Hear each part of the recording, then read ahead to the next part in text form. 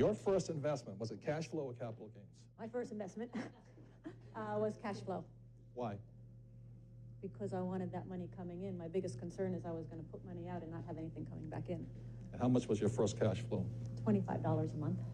But it was a start. And I learned so much on that one property, but it did cash flow. And how much cash flow do you have a month now?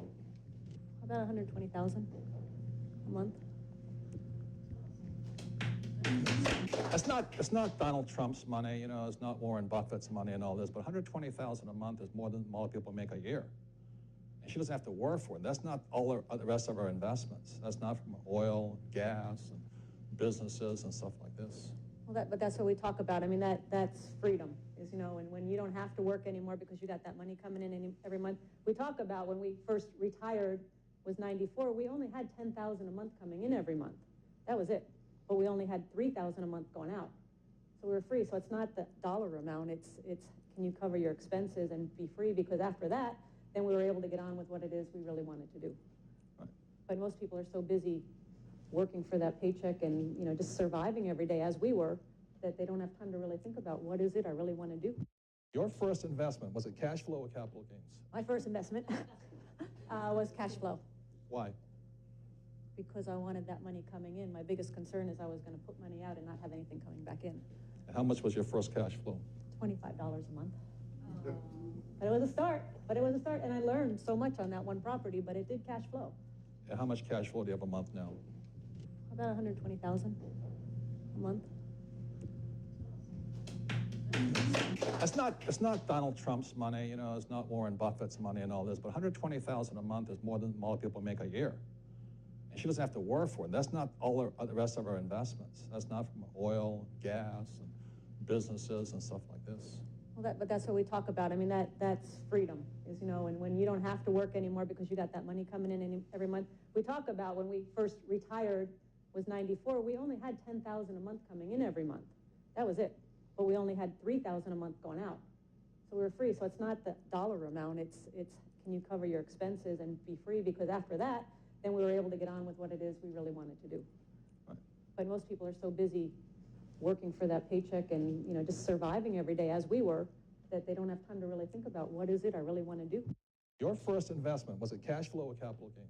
My first investment was cash flow. Why? Because I wanted that money coming in. My biggest concern is I was going to put money out and not have anything coming back in. And how much was your first cash flow? $25 a month. But it was a start. And I learned so much on that one property, but it did cash flow. And how much cash flow do you have a month now? About $120,000 a month. It's not Donald Trump's money, you know, it's not Warren Buffett's money and all this, but $120,000 a month is more than a lot of people make a year. And she doesn't have to work for it. That's not all the rest of her investments. That's not from oil, gas, and businesses and stuff like this.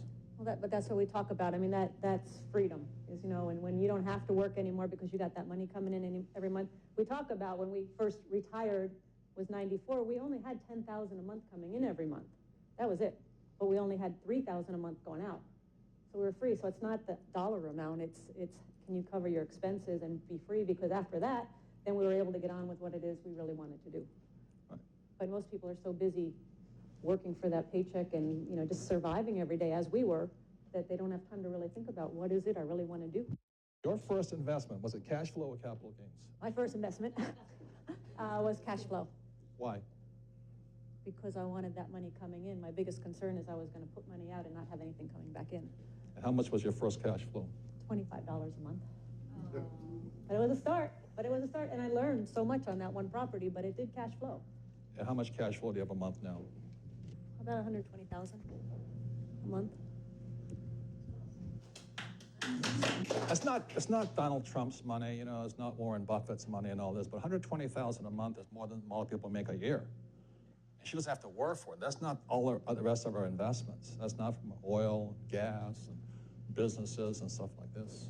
Well, but that's what we talk about. I mean, that's freedom, is, you know, and when you don't have to work anymore because you got that money coming in every month. We talk about when we first retired was 94, we only had $10,000 a month coming in every month. That was it. But we only had $3,000 a month going out. So we were free. So it's not the dollar amount. It's can you cover your expenses and be free? Because after that, then we were able to get on with what it is we really wanted to do. But most people are so busy working for that paycheck and, just surviving every day as we were, that they don't have time to really think about what is it I really want to do. Your first investment, was it cash flow or capital gains? My first investment was cash flow. Why? Because I wanted that money coming in. My biggest concern is I was going to put money out and not have anything coming back in. How much was your first cash flow? $25 a month. And it was a start, and I learned so much on that one property, but it did cash flow. And how much cash flow do you have a month now? About 120,000 a month. It's not Donald Trump's money, it's not Warren Buffett's money and all this, but 120,000 a month is more than a lot of people make a year. And she doesn't have to work for it. That's not all the rest of her investments. That's not from oil, gas, and businesses and stuff like this. Well, but that's what we talk about. I mean, that's freedom, is, and when you don't have to work anymore because you got that money coming in every month. We talk about when we first retired was 94, we only had 10,000 a month coming in every month. That was it. But we only had 3,000 a month going out. So we were free. So it's not the dollar amount. It's can you cover your expenses and be free? Because after that, then we were able to get on with what it is we really wanted to do. Right. But most people are so busy working for that paycheck and, just surviving every day as we were, that they don't have time to really think about what is it I really want to do. Your first investment, was it cash flow or capital gains? My first investment was cash flow. Why? Because I wanted that money coming in. My biggest concern is I was going to put money out and not have anything coming back in. And how much was your first cash flow? $25 a month. But it was a start, and I learned so much on that one property, but it did cash flow. And how much cash flow do you have a month now? About 120,000 a month. It's not Donald Trump's money, it's not Warren Buffett's money and all this, but 120. Why do smart people make bad decisions? Nobel Prize-winning psychologist Daniel Kahneman has the answer. In his groundbreaking book, Thinking Fast and Slow, he reveals the two systems running your mind: the fast, intuitive side that makes snap judgments, and the slow, logical side that thinks things through. But here's the catch. These systems constantly clash, leading to biases, mistakes, and irrational choices we don't even notice. In this full chapter-by-chapter audiobook breakdown, we'll uncover the mental shortcuts and hidden traps shaping your decisions, and give you practical tools to think clearer, avoid errors, and make smarter choices in every area of life. Chapter 1. The Characters of the Story. Daniel Kahneman opens the book by introducing two ways our mind processes information, which he calls System 1 and System 2. These are not literal brain parts, but useful characters to explain how we think. System 1 is fast, automatic, and effortless. It jumps to conclusions, forms impressions, detects hostility in a voice, and completes familiar phrases. System 2 is slow, deliberate, and effortful. It's what you use to concentrate on a difficult calculation, check your work, or override a gut reaction. Kahneman uses simple examples to show the difference. If I ask you, what is 2 plus 2? System 1 answers instantly. If I ask, what is 17 times 24? You probably pause, engage System 2, and work it out. System 1 continuously supplies quick answers, impressions, and intuitions. System 2 monitors those answers, sometimes endorsing them automatically, and sometimes stepping in to analyze or correct. A crucial feature Kahneman emphasizes is that System 1 is the default. It runs the show most of the time. It interprets the world using patterns and associations, which makes it wonderfully efficient, but also prone to predictable errors. System 2 has limited capacity and dislikes effort, so it often trusts System 1, even when a more deliberate check would catch mistakes. That combination, a powerful, quick intuition engine plus a slow, sometimes lazy correction mechanism, explains how we can be brilliant and profoundly mistaken at the same time. Kahneman also explains how these systems interact in everyday life.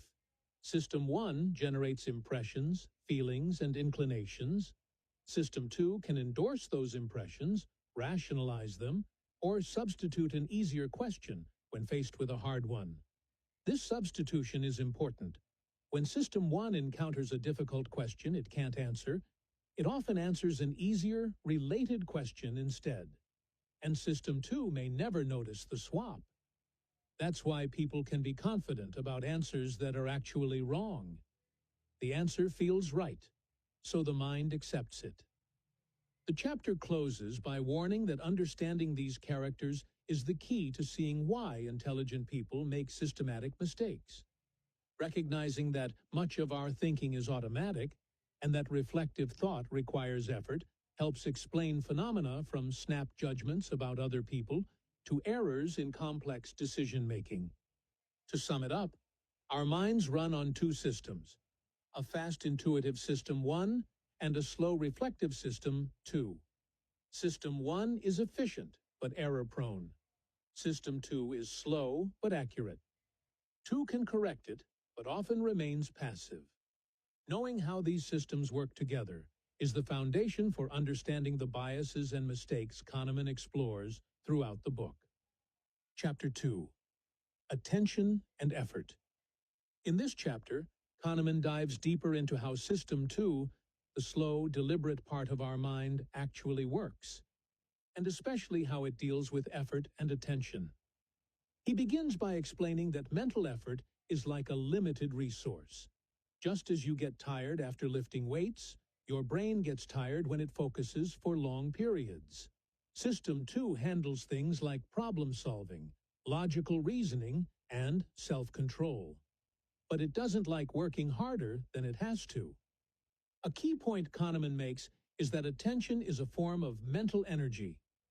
Whenever you concentrate on something, solving a math problem, remembering directions, or resisting a temptation, you're spending this energy.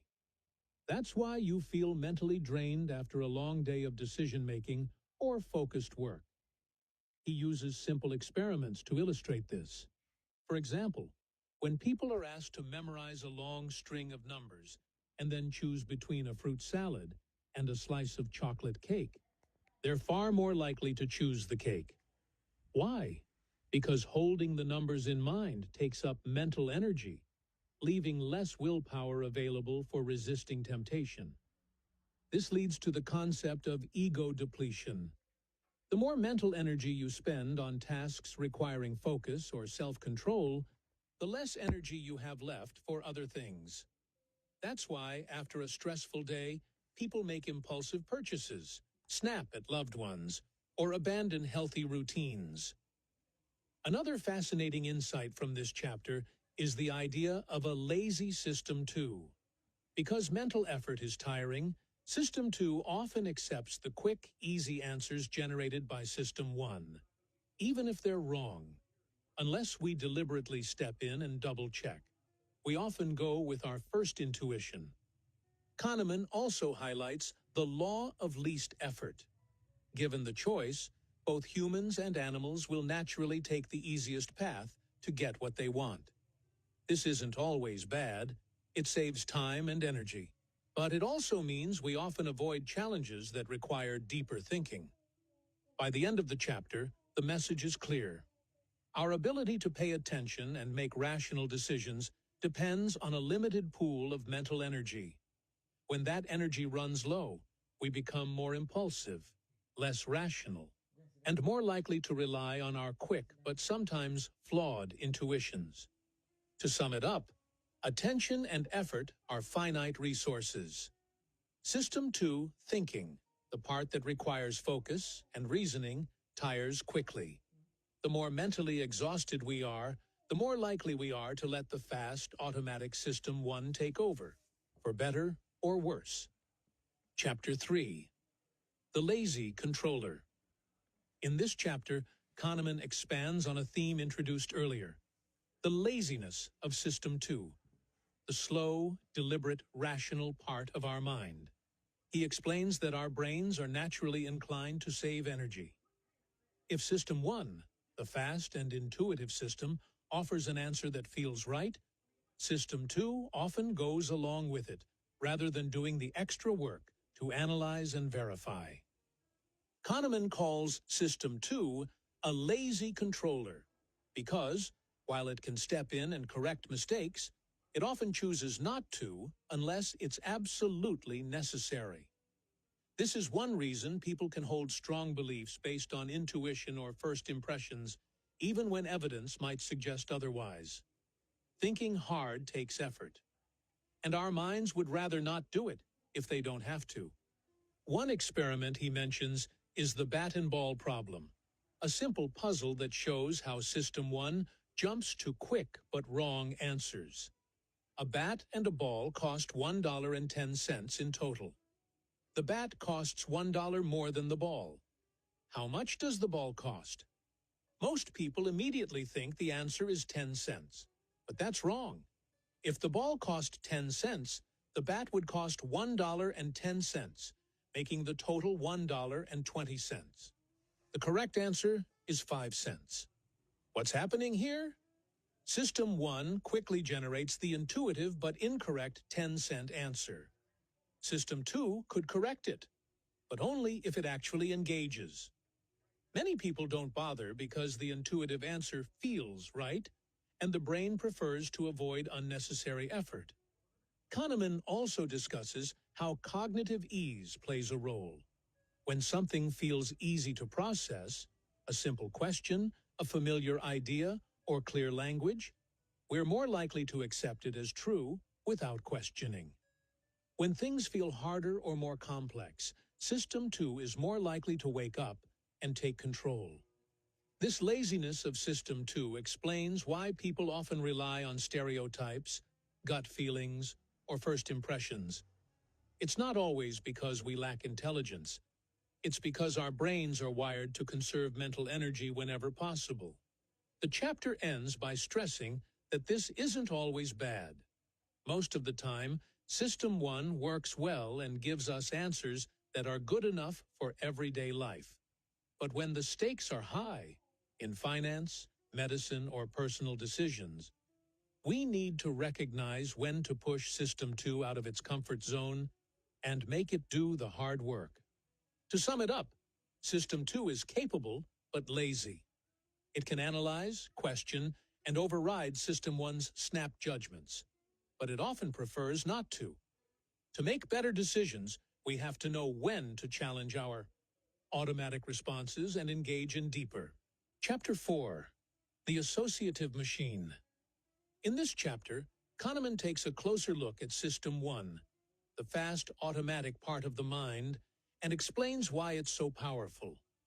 He calls it the associative machine because it works by creating instant links between ideas, memories, emotions, and experiences. Here's how it works. The moment you hear a word, see an image, or experience a situation, System 1 instantly searches your memory for anything related to it. For example, if you hear the word bread, your mind might immediately think butter, jam, or even the smell of a bakery. These connections happen automatically and without conscious effort. Kahneman explains that this is how we make sense of the world so quickly. System 1 uses these associations to form instant impressions, predict what will happen next, and decide how to respond. But there's a catch.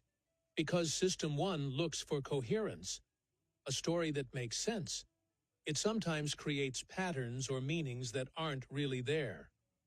This is why we can be so confident about assumptions or snap judgments that later turn out to be wrong. The brain would rather have a simple, coherent story than deal with uncertainty or incomplete information. One fascinating example Kahneman gives is the priming effect.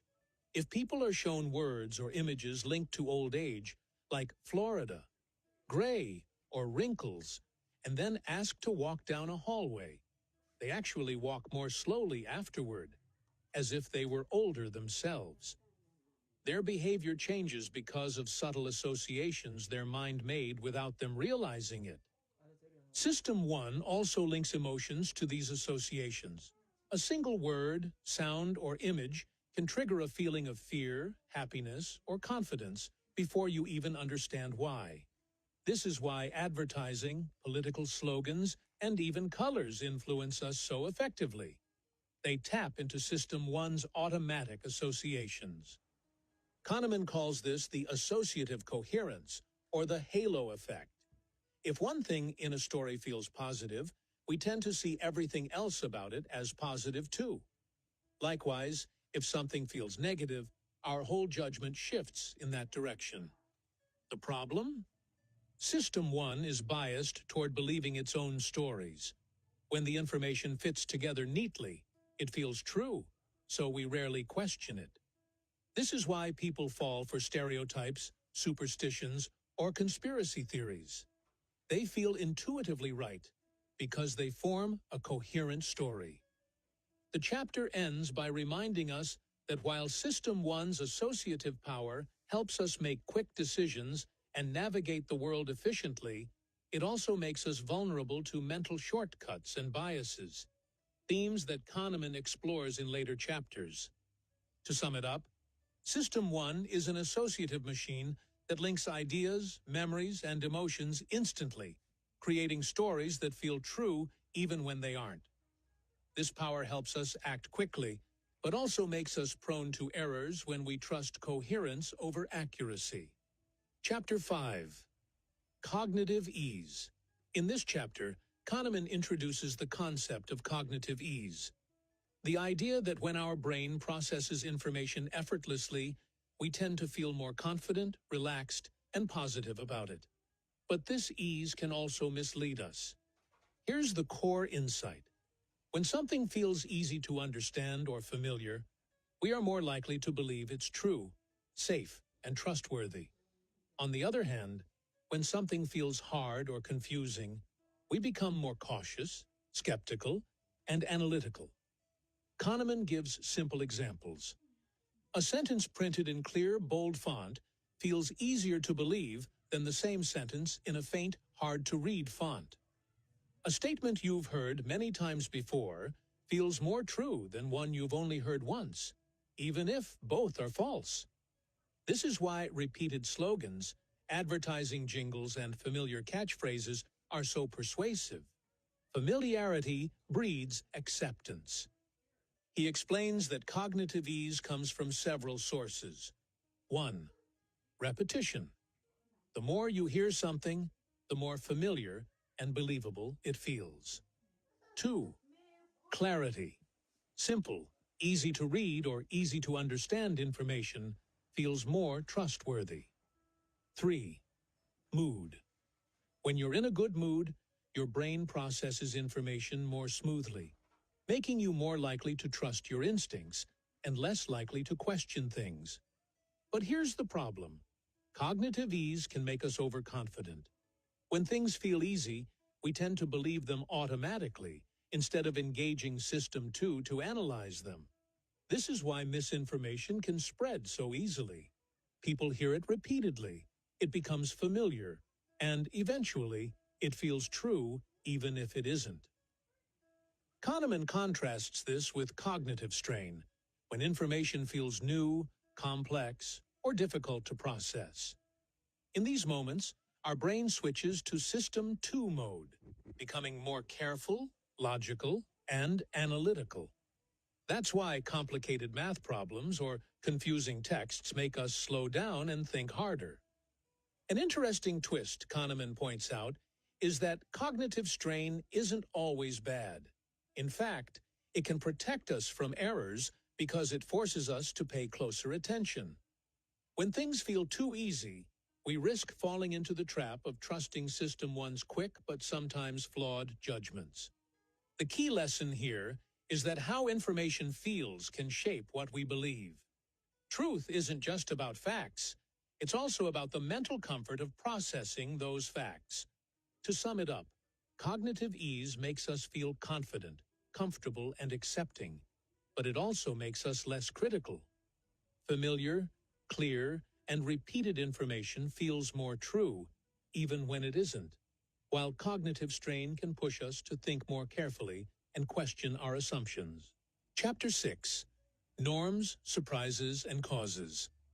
In this chapter, Kahneman explores how our minds are constantly forming expectations about the world around us, what he calls norms.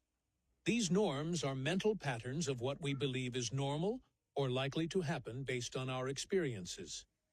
Here's how it works. When things happen as we expect, our brain stays relaxed and doesn't give it much thought. But when something surprising or unusual happens, our brain quickly searches for a cause to explain it. For example, if you see the sun rising in the morning, it feels normal. Your brain doesn't question it because it fits the pattern you expect. But if one morning the sun didn't rise at all, your mind would immediately scramble to understand why. This instinct is deeply rooted in human psychology. Our minds are prediction machines. We survive by anticipating what comes next and adjusting when reality doesn't match our expectations. Kahneman explains that this is why we love stories so much. When something unexpected happens, our brains don't like randomness. We want causes, explanations, and meaning. Even when events are truly random, we create patterns and narratives to make sense of them. For example, if a company's stock suddenly rises, people search for a reason. Maybe it was a new CEO or a successful product launch. But sometimes stocks rise or fall for no clear reason at all. Yet we still try to explain it because our minds hate uncertainty. This need for explanation can lead to what Kahneman calls causal thinking traps. 1. Hindsight bias. After something happens, it feels obvious and inevitable, even though it wasn't predictable at the time. 2. Illusion of understanding. We convince ourselves we understand why something happened when we're actually just telling ourselves a story. 3. Illusion of predictability. We start believing we can predict the future because we understand the past, forgetting how many surprises life throws at us. Another key point, when the brain sees a cause and effect link, it feels more satisfied than when it just sees raw data. This is why statistics often feel cold and hard to connect with. They lack the human story element. Kahneman stresses that while finding causes can be helpful, it can also make us overconfident in our ability to explain and predict the world. Sometimes, chance events and randomness play a bigger role than we want to admit. The big takeaway: our brains love order, patterns, and causes. But the real world often contains randomness and unpredictability. Recognizing this can help us stay humble about what we think we know and be careful about jumping to conclusions. Chapter 7. A Machine for Jumping to Conclusions. In this chapter, Kahneman explains how our minds are naturally wired to make quick judgments, sometimes too quick for our own good. He introduces the idea that System 1, the fast, automatic part of our brain, is like a machine for jumping to conclusions. Here's what that means. System 1 always wants to make sense of the world as quickly as possible. The moment it gets a little bit of information, it fills in the gaps with guesses, assumptions, and stories to create a complete picture, even if the picture isn't accurate. For example, if you see someone frowning while reading a letter, your brain instantly assumes the letter contains bad news. If you hear a loud bang, your brain may immediately think gunshot before considering other possibilities like fireworks or a car backfiring. This speed can be helpful because it allows us to react quickly to danger or make fast decisions when needed. But it also means we often jump to conclusions without enough evidence. Kahneman calls this tendency "what you see is all there is," or Wysiati for short.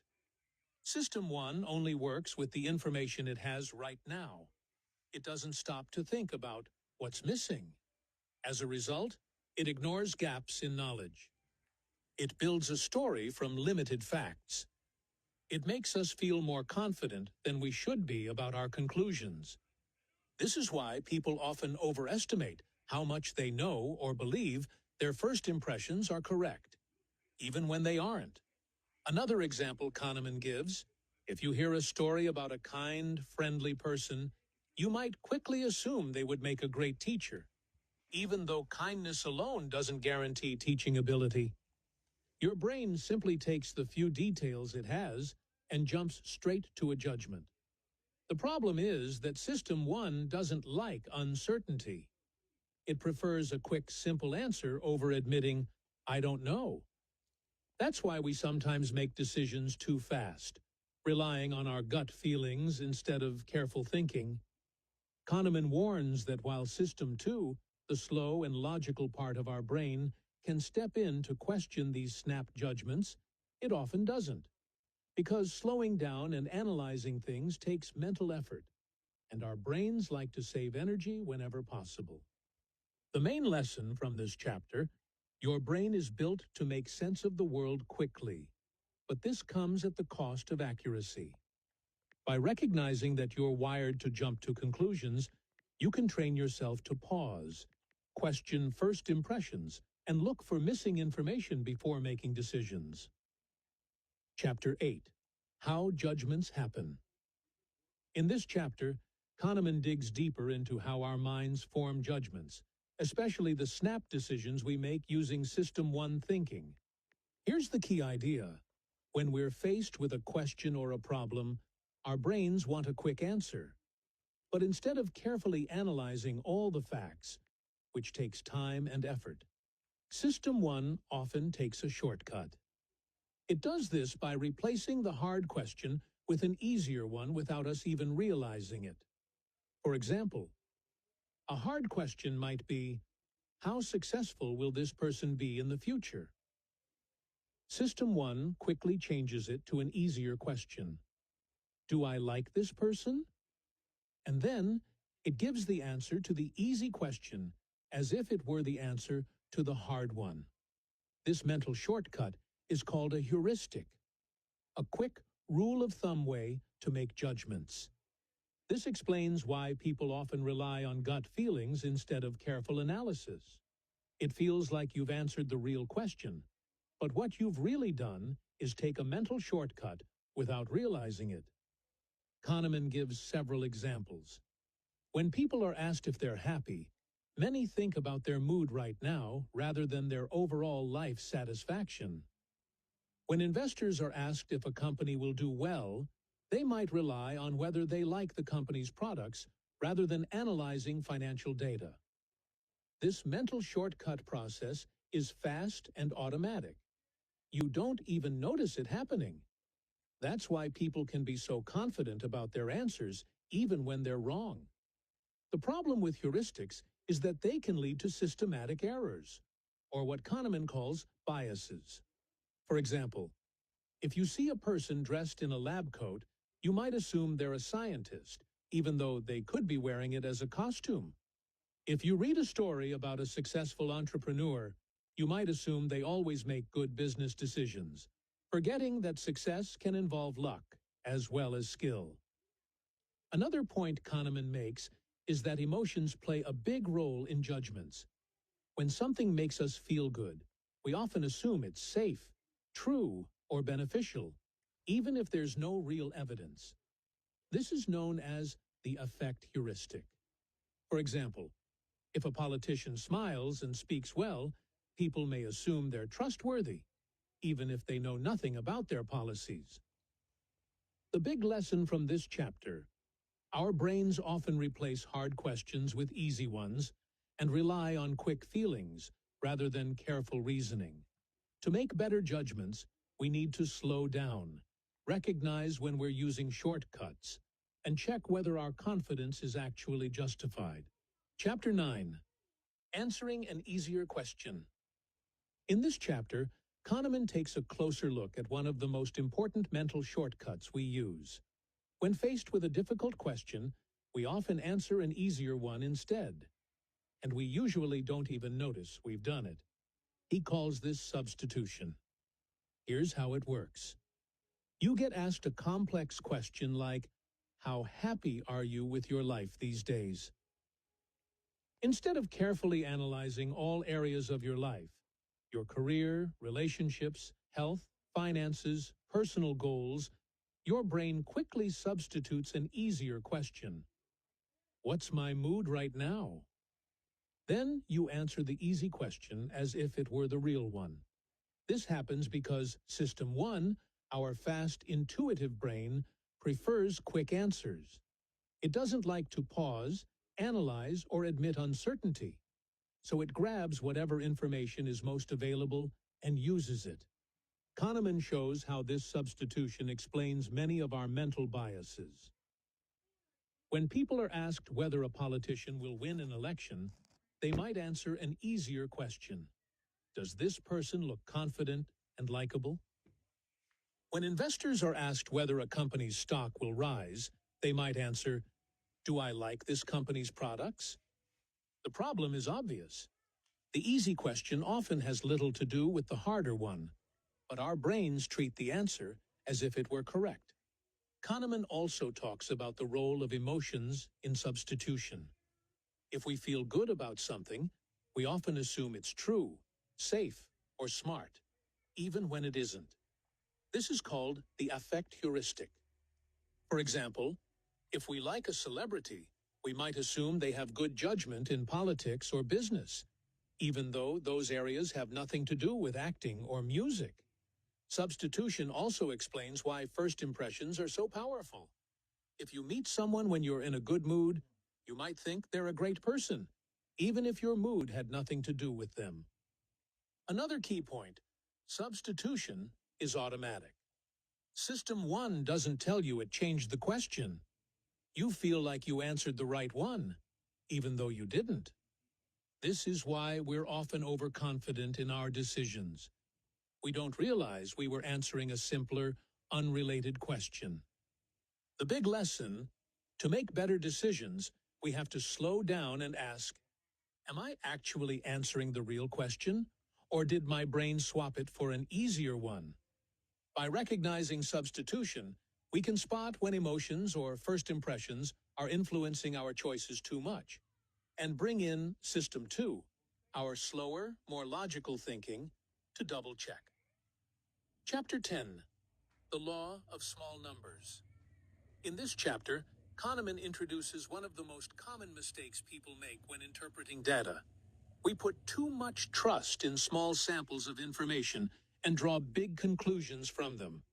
He calls this bias the law of small numbers. Here's the problem. When we see a small set of data, like the results of a single survey, the performance of one school, or the track record of one mutual fund, we often assume it represents the bigger picture. But small samples can be misleading because they are much more likely to show extreme or unusual results due to chance alone. For example, a small rural school might have the highest test scores in the country one year, but that doesn't mean it's the best school. With fewer students, the results are more affected by random factors. Investors might see a small startup have a few great quarters and assume it's the next big thing, forgetting that luck plays a huge role in short-term results. The reality is simple. Small samples equals more variability equals less reliability. Kahneman shows how this mistake affects real-world decisions. Government officials might give extra funding to high-performing small schools, thinking they're better, when in fact their results may just be statistical flukes. Business leaders might copy the practices of one successful company, ignoring the role of timing, luck, or market conditions. This bias happens because System 1 loves simple, clear stories. When we see patterns, even in small amounts of data, we assume there's a meaningful cause behind them.